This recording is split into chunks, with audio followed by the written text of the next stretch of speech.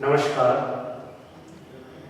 विद्यार्थियों, जैसा कि जीव विज्ञान विषय में अध्याय 1 को आपने अच्छे से देखा, उसको समझा और पढ़ा है। आज हम जीव विज्ञान विषय के दूसरे अध्याय की चर्चा करेंगे, जिसमें जीव जगत का वर्गीकरण।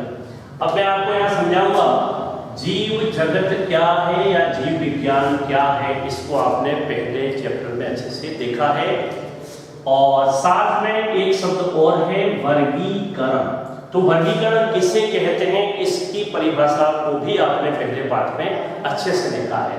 लेकिन एक बार पुनः मैं आपको फिर बता देता हूँ। वर्गीकरण इस पृथ्वी पर कई मिलियन असंख्य संख्या में जीव जंतु, जिसमें पेड़ पौधे भी हैं, कई वनस्पतियां हैं, कई छोटे बड़े सूक्ष्म जीव से लेकर कई प्रकार के प्राणी हैं, जिनको उनके लक्षणों और कार्यकी के आधार पर अलग अलग समूह में बांटना ही वर्गीकरण कहलाता है। तो यहाँ पर वर्गीकरण की चर्चा करने के बाद मैं आपको बता देता हूँ, कैरोलस लिनियस, जिन्होंने द्विनाम पद्धति को आपके समक्ष बताया था, तो द्विनाम पद्धति में कैरोलस लिनियस ने सर्वप्रथम पृथ्वी पर पाए जाने वाले समस्त प्रकार के प्राणियों और जीवों को 2 बड़े जगतों में बांटा था, जिसमें पहला था पादप जगत और दूसरा जंतु, जिसे एनिमेलिया कहते हैं। तो यहाँ पर अब आगे जो है R.H. विटेकर, ये जो पाठ दूसरा है, इसमें R.H. विटेकर द्वारा प्रस्तुत वर्गीकरण को बताया गया है, जिसे हम पंच जगत अवधारणा भी कहते हैं। क्योंकि R.H. विटेकर ने जो वर्गीकरण की पद्धति प्रस्तुत की, उसमें समस्त प्रकार के प्राणियों को, जीवों को सम्मिलित कर 5 बड़े जगतों में बांटा है। अब इस पूरे चैप्टर को अगर देखें तो ये मेरे द्वारा जो एक रेखा यानी टेबल जो बना के मैंने रखी है, इस टेबल को अगर आप समझ जाएं तो पूरा पाठ दूसरा आ जाता है। विद्यार्थी ध्यान देंगे, जैसे जीव जगत, इसमें पंच जगत अवधारणा कहते हैं, जो R.H. विटेकर द्वारा प्रस्तुत की गई है, जिसमें सबसे पहला जगत है मोनेरा, दूसरा है प्रोटिस्टा, तीसरा फंजाई, चौथा प्लांटी और 5वां एनिमेलिया।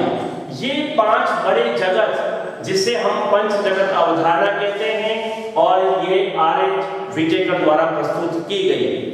अब विद्यार्थी ध्यान देंगे, 5 ही जगत को अगर आप अध्ययन कर लेते हैं तो ये पाठ दूसरा पूरा आपका कंप्लीट हो जाएगा।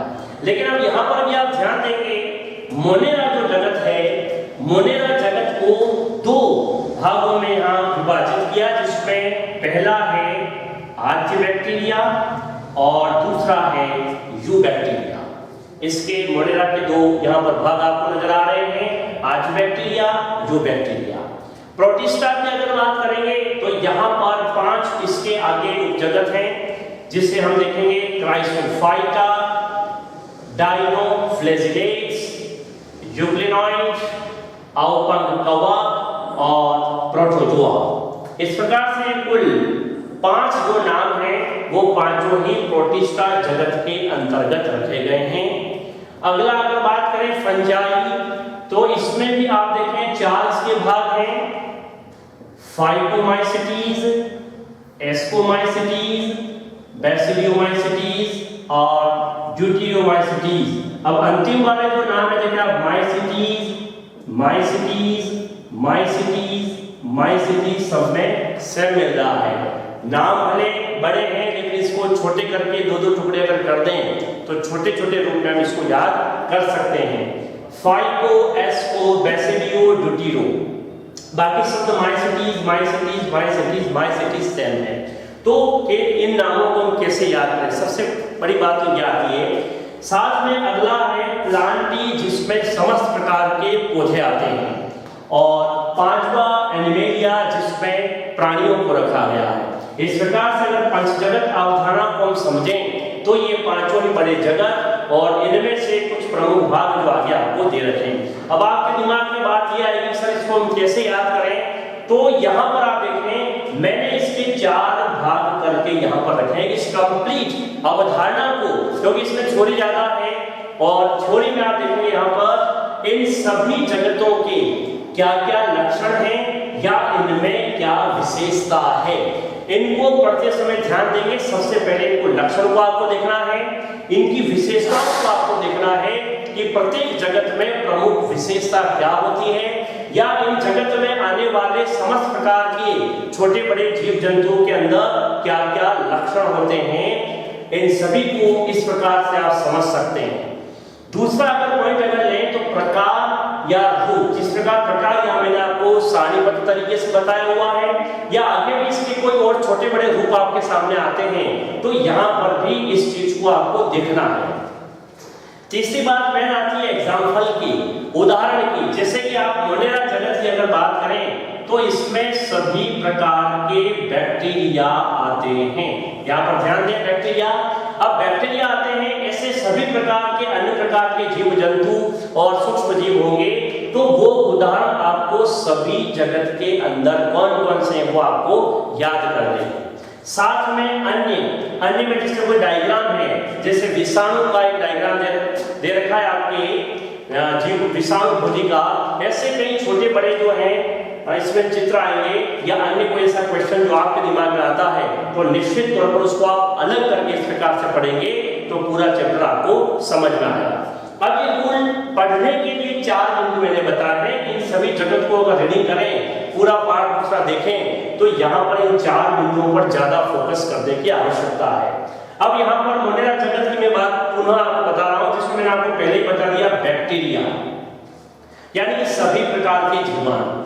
अब इसके दो भाग हैं, आद्य बैक्टीरिया क्या होते हैं और यू बैक्टीरिया क्या होते हैं। इनमें से कौन सा सत्य जीवाणु या विषाणु है और इसमें से कौन सा असत्य है, यानी कि इन जीवाणुओं में इनका पोषण किस प्रकार से होता है, उनमें किस किस प्रकार का जनन होता है, इन कंप्लीट बातों को मैंने आपको लक्षण और विशेषताओं में लिखित रूप में नोट्स के रूप में मैंने आज आपको दिया है।